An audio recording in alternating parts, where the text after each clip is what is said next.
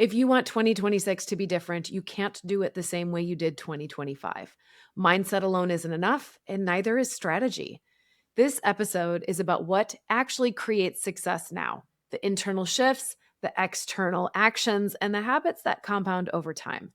I'm breaking down the woo, the work, and my 1, 2, 3 framework for building a year and a life that actually feels good to live. Let's get started. Welcome to the Crazy Ex-Wives Club, a podcast dedicated to helping women navigate the emotional journey that is divorce. I'm your host, Erica, and if you're trying to figure out life after the big D, welcome to the club. Whether you're contemplating divorce or dealing with the aftermath or any of the many phases in between, the club has got you covered. Each week, you'll hear stories from women who have been in your shoes. This isn't about spilling tea on divorce details. This is about giving you the tools to take control of your own healing journey. Listen in weekly for advice, tips, and tools to help you move through each stage of the process. Welcome back to another episode of the Crazy Ex-Wives Club. I'm your host, Erica, and today we are talking about what it takes to actually thrive in 2026. I was having a fantastic conversation with one of our club members. We haven't seen her lately on calls, and I had reached out to check in to see how she was doing. She had shared that the club had been instrumental in her being able to move forward last year, but this year she was ready to put it behind her. She was focused forward. She wanted to start moving forward. And I know how uncertain it can feel, almost like it will never happen, that you can move forward when everything is changing all at once. So, this episode, I wanted to dive into how you can set yourself up for success because the reality is we are always growing, evolving, and changing. And there are seasons of our life when we need a certain type of support, and there are seasons of our life where we want to grow and evolve and move forward. It isn't as easy as waving a magic wand. It isn't as easy as sitting in a corner and visualizing what you want. It's the woo and the do. We need mindset, we need energetics, we need body alignment, but we need to go do something with it. We need to be able to take action that isn't fueled by fear. We need to take action that comes from a place of clarity. And we set ourselves up for success when we understand how to balance these two principles. We also need to understand short and long-term behavior. The reality is that your short-term behaviors that create little wins, little successes, the right vibe in your life compound and stack on each other to create long-term shifts. If you want to make $1 million, you're probably not going to make $1 million tomorrow, but you can start the short-term behaviors that are needed to set you up for success. So let's break these two down into simple steps, simple awareness things you can start doing now. And this is that 1, 2, 3 framework. So the first thing you need to do to have a successful 2026 is to get really clear on what you want. This isn't a list of I want a new car, I want a new house, I want to upgrade my wardrobe, not the list I'm talking about. I want you to get clear on the energetics. I want you to really think if having a new car is on your list, no shame in that. A new car is on my list. Why? What is it going to give you? What is it going to feel like? What's important to you when you're looking at that new car? We want to dial into the vibe that you want versus just making a list of the things. And that's where this big shift is from like writing a SMART goal to balancing the woo and the do. Does it feel like to have that car? How does it feel to drive that car? What does it feel to have the house that you want? I want you to first tap into the vibe because the cool part, if we can say cool part, is that you probably had to let go of some control in your divorce, which means that things don't always work out the way you want. But have you noticed that when you let go of control, things have the opportunity to work out better than what you expected? So we don't want to get stuck and narrowly focused on the specific thing. We want to focus on the vibe, the feel, the frequency, the experience that we want to have. And then we want to co-create with the universe so that it can surprise and delight us. It's not a lot of fun if somebody isn't surprising us, right? I knew that I wanted to manifest more money after my divorce. I wanted to worry less about money. So logical nitty gritty, I wanted to worry less about money. Woo behavior. I wanted to manifest more money coming in. What did it actually look like? For a week, everywhere I went, somebody else bought me coffee. not planned, the most delightful surprise and delight week I had. Little steps compounding into big shifts. Right? So, what is it that you want today? What is it that you want this month, this 6 months, and this year? This is a fun phase, right? Because this is kind of like getting your journal out and dream it up. How big is big? I want to start each day fully rested. I want to have an amazing workout at the gym. I want my clothes to feel and look really good on me. What is it that you want today? I want to enjoy my morning cup of coffee. I want to take a beach trip this year.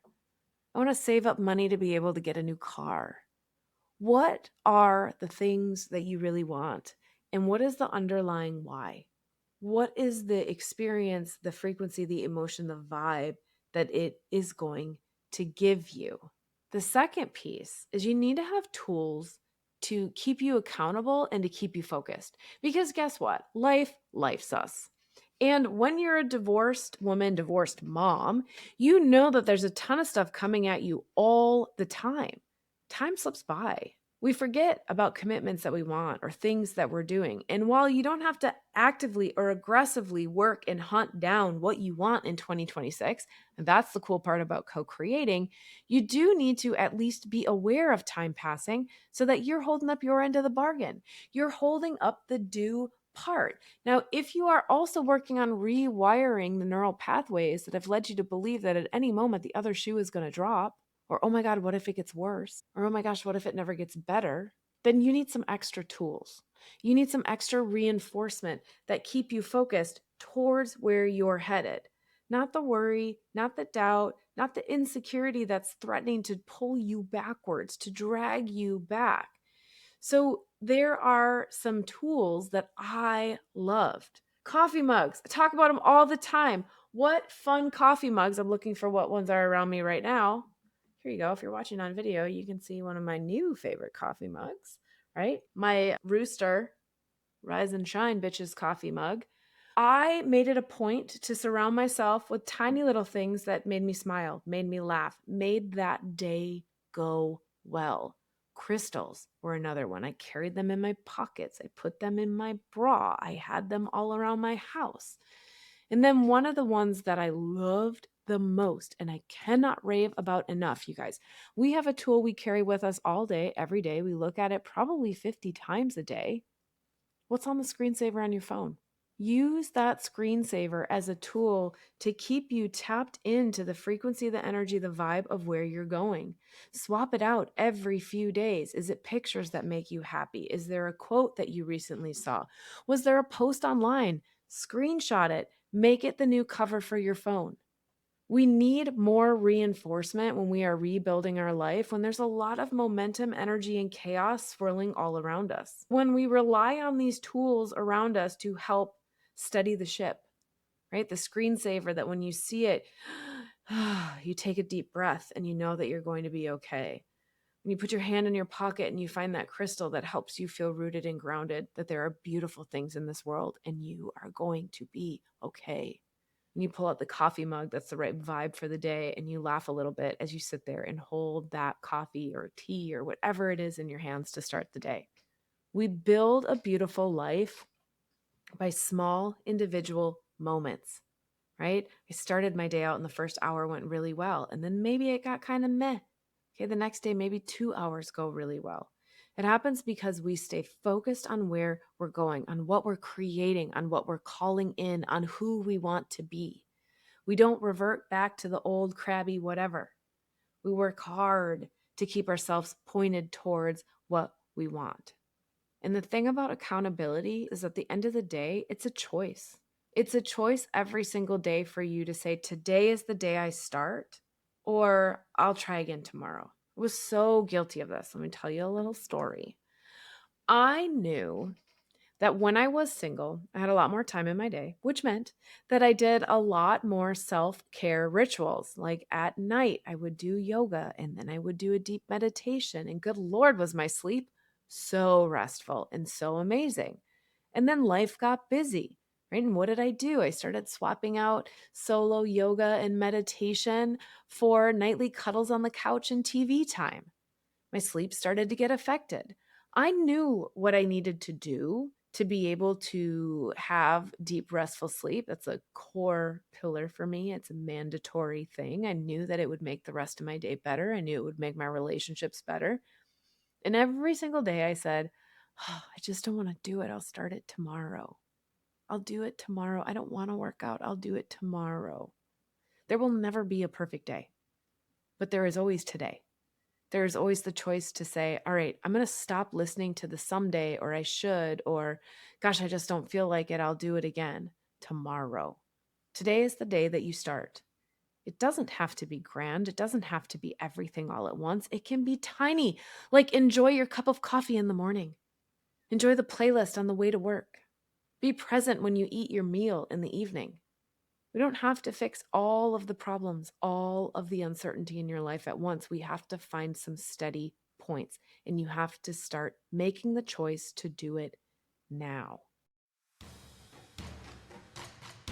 Ladies, have you been craving something deeper? Do you feel a calling, but you can't put your finger on it? There's this rebel desire growing underneath. Have you ever just wanted to go outside and howl at the moon? No, you are not crazy. Your wild woman is calling you. The woman who runs barefoot through the yard, the woman who laughs unapologetically, the woman who knows her value, speaks her truth, and moves through life with a bit of magic. I know this woman. I know you desire to be this woman. And 2026 is the year you become this woman. The wild woman is where you come back into your body, your truth, and your desire. It's your monthly moon-led reset to reconnect with your inner fire and build the life you desire, one new moon cycle at a time. To learn more, visit thecrazyexwivesclub.com. Now, the third step is you need a rhythm. You need a rhythm. I talk about seasons. I'm not a huge fan of leveraging our calendar, right? The dates, the months. I'm just not a fan of that for so many reasons because it feels really controlled. It feels really created instead of having a natural flow. And so for me, I love following the rhythm of the moon, full moon and new moon. The full moon and new moon, first of all, because you can see it, you can go outside and be like, ooh, it's getting brighter. Full moon's coming. Means that we're about to hit a phase of celebrating what I've been working on, or it's dark outside. I can't find the moon. Okay, new moon is coming. What seeds am I planting? We know that the moon continues to flow. We know that the moon affects the ocean, right? We know that it has a pull on us. It has a rhythm. It has a consistency. It has a power. And for me, that was a far better container for me to flow with rebuilding my life than saying, okay, January, I have to get this thing done. It's also why I created the Wild Woman, right? So the Wild Woman is a monthly container, the monthly reset. It's a guided ritual to teach you how to flow with the new moon and the full moon. You set intentions, you set goals, you set where you're headed, your focus on a new moon. On the full moon, we celebrate what we've created. We leverage the current energies to release what's holding us back. We feel it in our body so we can let it go. It is this cycle of planting the seeds and celebrating the harvest every single month that helps you create a life that finally fits who you really are. You absolutely can go do a big long retreat, right? You can go do a 5-day retreat and come back. But then my question is, what's the rhythm to keep it consistent? We always have a different rhythm when we're on a trip or when we're on vacation. So, what are the tools that hold you accountable? What is the rhythm that you use to stay headed towards where you want to go? Otherwise, time slips by. It happens to all of us, right? We mean to get something out, something started. We mean to start researching where we want to go on vacation, but all of a sudden, half the year has slipped by. You need a rhythm. For me personally, the moon is the perfect rhythm. It is the best container, not only because it's consistent, but again, those energies behind it, right? When you don't have to be an astrology expert, you don't have to be super woo to understand that depending on where the planets are, they pull differently on us. We're primarily water. It's doing the same thing to the ocean. So you can leverage that as support, as a multiplier, as something to enhance the work that you're already doing, you are never alone. There are tools all around you. It is about finding the ones that feel right for you. And then the last piece is about having fun, enjoying the process, making it a game. When I think about having fun, I actually was recently doing a online workout, and what the woman said is when it comes to fitness, when it comes to lifting weights, right? You are reaching and striving to hit a new benchmark, to hit a new goal. But the thing about working out or fitness is that the moment you hit that goal, you increase it, right? You want to lift something heavier, you want to run something faster. It always changes. So when it comes to fitness, she talked about the fact that the reward is never the end result. It's enjoying the process. Are we working out because we're trying to get to the end result? Or are we working out because it feels good to let our body move, to let our body perform, to challenge our muscles, our strength, our endurance?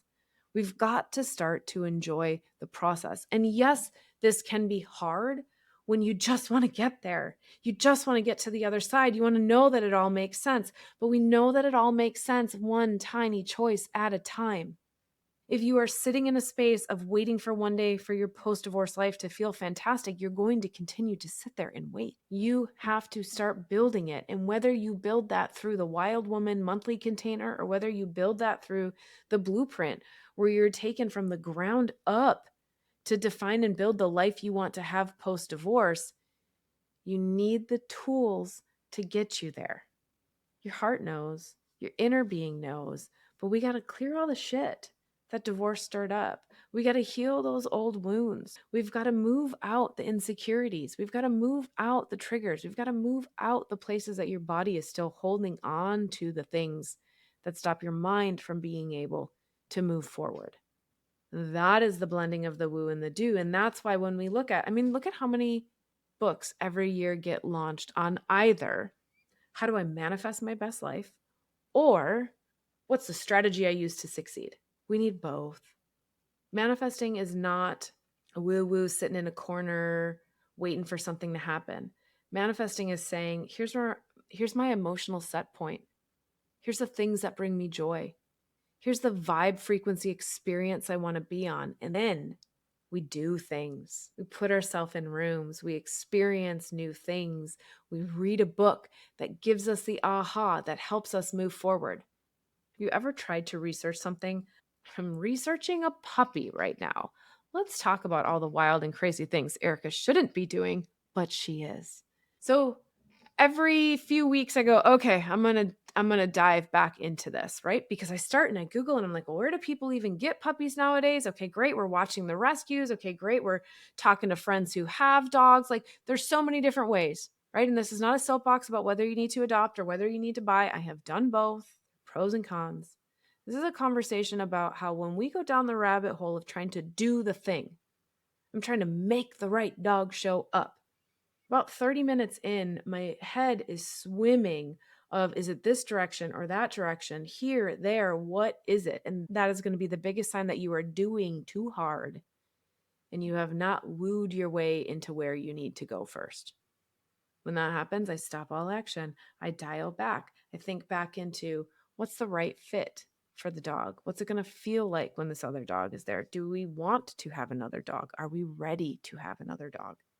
And as I get clear on that, as the desire builds to add a little puppy to the mix, because let me tell you, a year ago when this was brought up by the partner and the child, it was a hell no on my side. And where I am sitting today, I'm like, ooh, it could be right around the corner. It didn't happen because we went and did things right away. We worked on the woo, we worked on the lining up, we worked on the frequency, the vibe, the desire, the is this the thing that I want? And when we start lining in, I visualize it like pieces of yourself are snapping into place inside. It's all coming back together. Now I can do things differently. It set me down a different path of researching yesterday. It set me down a different path of getting really close to maybe having the answer. So now we have fun. Now we enjoy the process and we go, ooh, is this going to be the one? Or is there going to be something else?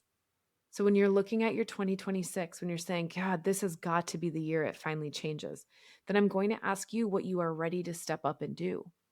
Not do more to take on more stuff, But what are we going to do that really moves the marker? What are we going to line up to? What do you want to call in? If you sat down today and wrote a journal entry out of you at the end of 2026, reflecting back on the amazing year that it was, what would you write about? We do not build a happy life in big, gigantic strokes.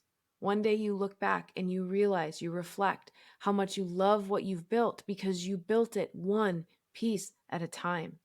I want you to look at your life like it was a big puzzle. It's a big puzzle that almost all the pieces were fit. But guess what? When you were married, the pieces started to not fit. There's a thing you wanted and your partner didn't want.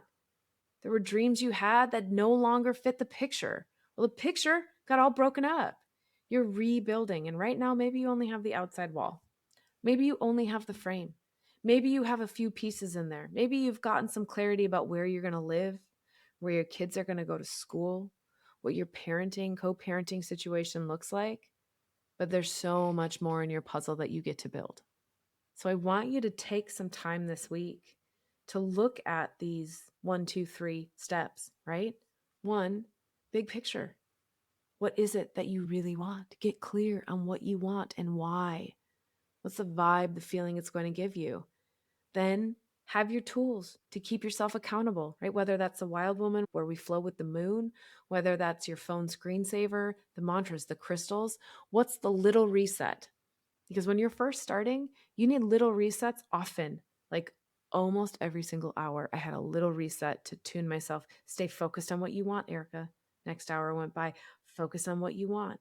As you get more steady in focusing on what you want, on believing that it's possible, that time gets a little bit longer. Maybe then you move into journaling at the beginning and the end of your day. Maybe you move into the gratitude practice where you talk about the gratitude rock at night before you go to sleep. Tools to keep you accountable. And then 3, have a rhythm to flow with. That's where the wild woman is going to be the best.